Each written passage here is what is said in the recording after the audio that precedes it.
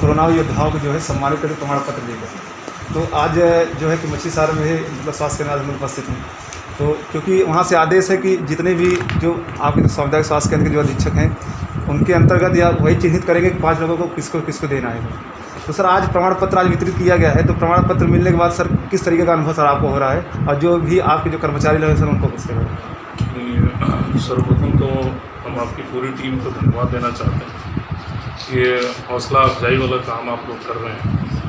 वास्तव में कोरोना के समय में स्वास्थ्य विभाग की टीम बड़ी ज़बरदस्त मेहनत कर रही है, और ख़ास करके जो लोगों को चिन्हित किया गया है इनका एकदम अमूल्य योगदान है, जिसका कीमत हम लोग नहीं लगा सकते। ये लोग बहुत मेहनत कर रहे हैं और दिन रात मेहनत कर रहे हैं। और आप लोगों का जो ये कृत्य है कि जो वास्तव में मेहनत कर रहे हैं उनको सम्मान देना, ये बहुत ही अच्छा कदम है आपके संगठन की तरफ से।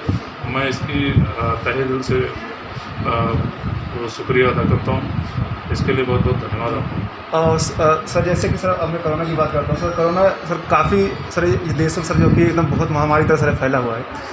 आज सर अगर सर आज का रेशियो देखा जाए तो सर जौनपुर ज़िले में स्टार्टिंग से ही सर काफ़ी कम थे, लेकिन बाद में सर इतने ज़्यादा हो गए कि जनसंख्या बहुत बढ़ती गई। आज सर इसमें सुधार आ रहा है। तो सर सुधार आने का सर कारण क्या है, किस तरीके से सर इसमें सुधार आ रहा है, किस तरीके से इसमें सावधानी जो है लोगों को बरतने के लिए कहा जाता है। अन्य अधिकारी या आला अधिकारी या जो भी डॉक्टर साहब हैं वो भी हमेशा कहते हैं, लेकिन सर कुछ लोग सर इसको अनदेखा कर देते हैं। हाँ। तो उनके सर सुधार में जैसे सर कोरोना से सर बचने के लिए, सुधार आने के लिए सर क्या क्या किस तरीके से उनको जो है अपनी सुरक्षा बरतनी चाहिए?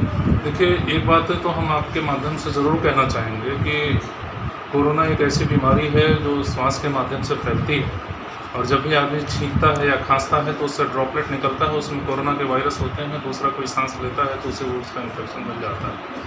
जनरली छींकते खांसते समय आदमी अपने हाथ को भी इस्तेमाल कर लेता है, जिसके कारण कोरोना का वायरस उसके हाथ पे भी रहता है। जब कभी वो दूसरे से कांटेक्ट में आता है, टच करता है या अपनी ही नाक को बार बार छूता है तो वो इन्फेक्शन उसको लग जाता है। इस संबंध में हमारे CMO साहब और DM साहब का बहुत महत्वपूर्ण योगदान रहा है। हमेशा समय समय पर जो है मीटिंग करना, मीटिंग करके सारी चीज़ों से अवगत कराते रहना, और कैसे कैसे कार्य करना है अपने क्षेत्र में, इसके संबंध में जो है एक समुचित निर्णय लेना, निर्णय लेकर के उसका अनुपालन कराने की पूरी कोशिश की जाती है। जिसमें कुछ लोगों को आपने जिनको सम्मानित किया, अब वास्तव में ये लोग एकदम जी जान से जो आदेश ऊपर से आता है उसके अनुपालन में सहयोग करते हैं।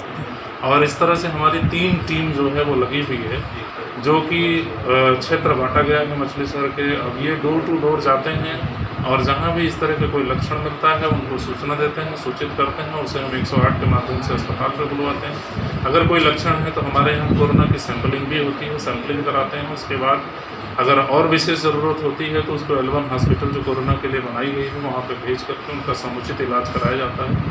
और इस तरीके से ये है कि बहुत ही ज़्यादा जो ब्लॉक लेवल पे देखें तो हमारे SDM साहब, हमारे BDO साहबान लोग और ये लोग बहुत ही महत्वपूर्ण, पुलिस विभाग इसमें बहुत ही महत्वपूर्ण योगदान दे रहे हैं। जो कुछ लोग नहीं समझते हैं, समझाने से जब हम लोग थक जाते हैं तो हम प्रशासन की मदद लेते हैं, हम मदद करते हैं। प्रशासन हमारा पूरा सहयोग कर रहा है, इसके लिए हम प्रशासन को भी आपके माध्यम से बहुत बहुत धन्यवाद कहना चाहते हैं। सर जो सरकार ने सर जो एक नियम लगाया है कि 14 दिन से 21 दिन तक लोग जो बाहर से आ रहे हैं वो क्वारंटीन रहेंगे।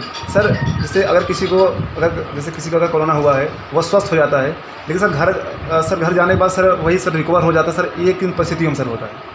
कभी कभी सर ऐसा होता है कि व्यक्ति ठीक हो गया लेकिन सर जाता है, फिर होता है कि कहीं ना कहीं कुछ न कुछ ऐसे वायरस है जो कि फिर दोबारा उसे हो जाता है। हाँ, एक्चुअली होता है कि अगर कम्युनिटी में कोई इन्फेक्शन, देखिए सबसे बड़ी चीज़ ये है ना कि हमारे पास पॉपुलेशन बहुत है और उस हिसाब से टेस्ट हमारे कंपेरेटिवली जो हमारा शासन का निर्देश है 5% फाइनल पॉपुलेशन का ही हम सैंपलिंग करते हैं। अब अगर 5% पॉपुलेशन की सैंपलिंग करते हैं तो इसका मतलब ये तो नहीं कि जो पॉजिटिव है वो सबको हमने उठा लिया। उसमें से कुछ लोग कम्युनिटी में रहते हैं और कम्युनिटी में रहने के कारण अगर दोबारा वो आता है और उसकी जो कोरोना से इन्फेक्शन है उसमें जो एंटीबॉडीज बनती है उसकी जो लाइफ होती है जनरली 2 से 3 हफ्ता होती है, 3 सप्ताह, मतलब मैक्सिमम हम कहीं मान के चलें तो 1 महीना। 1 महीने के बाद वो फिर से री इन्फेक्ट हो सकता है। ऐसी परिस्थितियों में अगर कम्युनिटी में इन्फेक्शन है तो उससे री इन्फेक्शन होगा। इसीलिए DM साहब और CMO साहब जरूर बहुत जोर देते हैं कि नहीं, कोई भी कम्युनिटी में जो पॉजिटिव समझ में आ रहा है या किसी भी तरह का कोई लक्षण है तो उसे तत्काल उठाओ जिससे कम्युनिटी में कोई इन्फेक्शन सर्वाइव ना कर पाए। सर यहाँ पे सर जैसे जिस तरीके से जो स्टाफ आपका है, नर्स हैं या सर वार्ड बॉय हैं, सर ये अपने आप को सर किस प्रकार सर अपने आप को सुरक्षित करते हैं सर? क्योंकि सर कभी कभी सर ऐसा होता है कि भाई जो है सर उनको लाने में या दिक्कत सर कभी सर आदमी बरत नहीं पाता सुरक्षा, तो सर किस तरीके से ये लोग अपना इसमें जो काम करते हॉस्पिटल हैं? में हम लोगों ने मैनेजमेंट किया हुआ है वो ये है कि हर पर्ची में पहले तो हम ट्रैवल हिस्ट्री और उसके जो सिम्टम हैं वो जितने पर्ची बनाने वाले आते हैं उनको ये निर्देशित किया गया है। और ये पुनः आपके माध्यम से मैं कहना चाहता हूँ कि कृपया वो मास्क लगा करके ही आएँ। और ऐसा निर्देशित भी किया गया कि जो मास्क ना लगाया हो उसे पर्ची ना बनाए, क्योंकि इससे थोड़ी सी उनकी मजबूरी बनेगी कि वो मास्क लगाएं जो नहीं मानते। इलाज करने से कोई मना नहीं करता, लेकिन उसके साथ साथ हमारी सेफ्टी भी ज़रूरी है। जब हम सेफ करेंगे तभी हम इलाज कर सकते हैं। दूसरी चीज़ ये है, हम वहीं पे क्लियर कर देते हैं रजिस्ट्रेशन पे ही कि इसको कोरोना से संबंधित कोई लक्षण है कि नहीं। अगर लक्षण है तो उसके लिए अलग से फ्लू कॉर्नर बना हुआ है, उसको वहाँ पे ट्रीट करते हैं, न कि हम इसको कैंपस में घुसने देते हैं। और जिनके में फ्लू के लक्षण नहीं हैं उनको ही हम कैंपस में आने देते हैं और उसका हम समुचित तरीके से इलाज करते हैं। सर आम पब्लिक को सर जो कि सर जो मस्जिद सर जो क्षेत्र है सर, आम पब्लिक सर आप क्या संदेश देना चाहेंगे? इसलिए हम तो बस इतना कहना चाहते हैं कि सब लोग मास्क का उपयोग ज़रूर करें और रिपीटेड हैंड वॉशिंग करें। इससे जो है कोरोना के स्प्रेड में काफ़ी कुछ कमियां आ जाएंगी और इस तरीके से हम निश्चित तौर पे ये जो है वो करेंगे। और दूसरी चीज़, सोशल और फिजिकल डिस्टेंसिंग बहुत ज़रूरी है।